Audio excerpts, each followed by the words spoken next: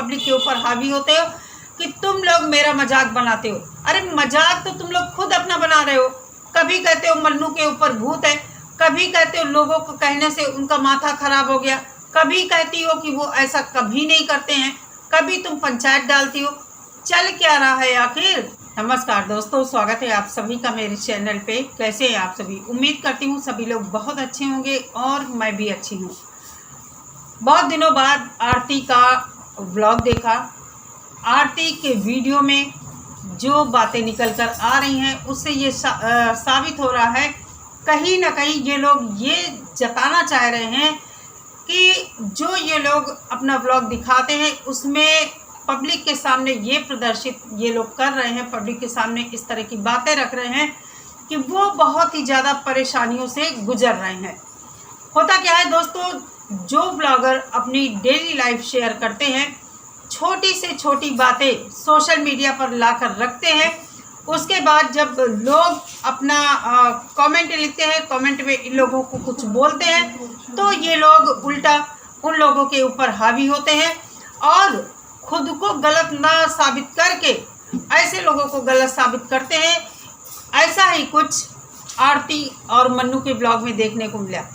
कुछ दिनों से मैंने देखा है कि आरती बहुत परेशान चली। वैसे आरती तो जीवन भर शायद भगवान ना करे परेशान ही रहेगी, क्योंकि ऐसा काम ही उसने किया है।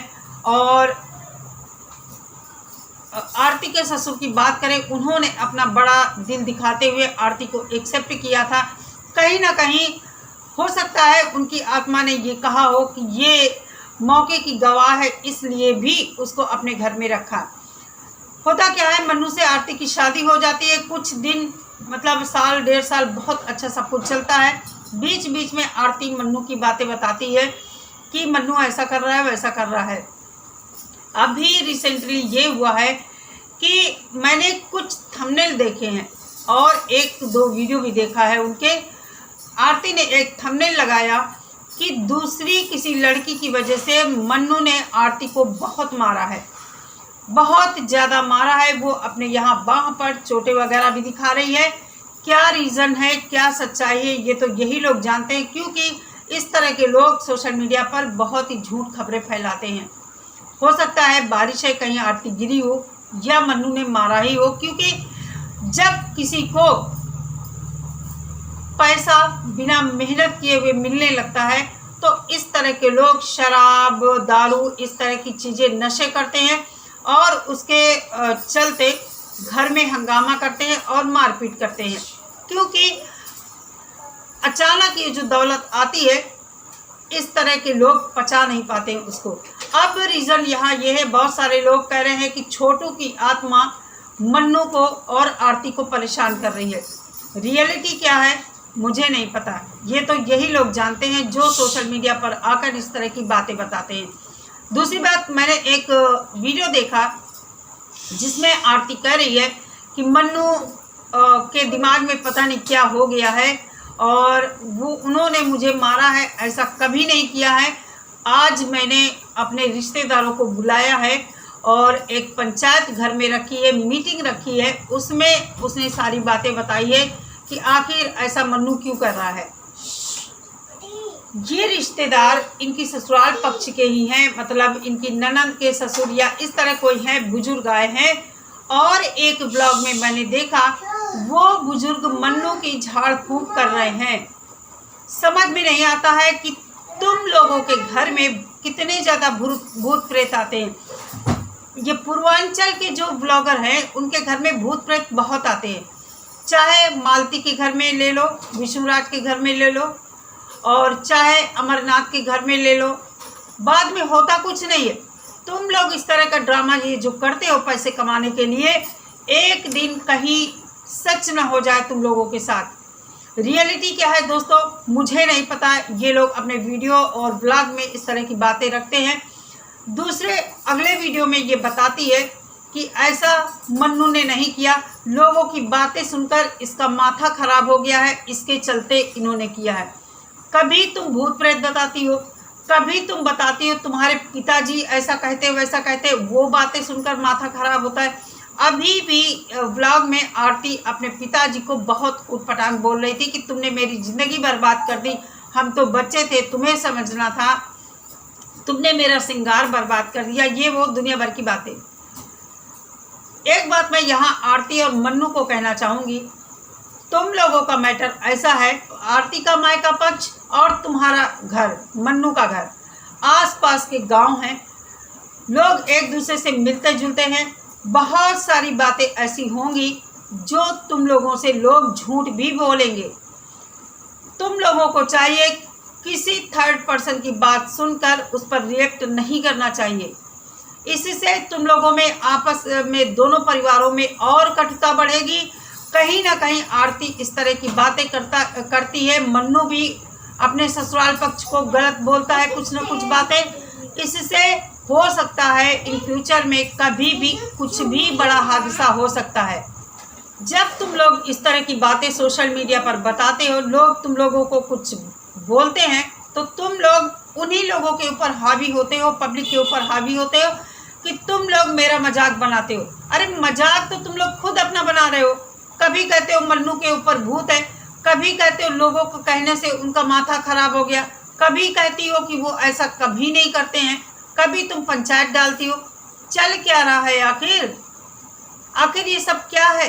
लोग कहते हैं व्यूज़ पाने का ड्रामा है, तो सच में व्यूज़ पाने का ड्रामा है, पैसे कमाने का धंधा तुम लोगों ने बना लिया है।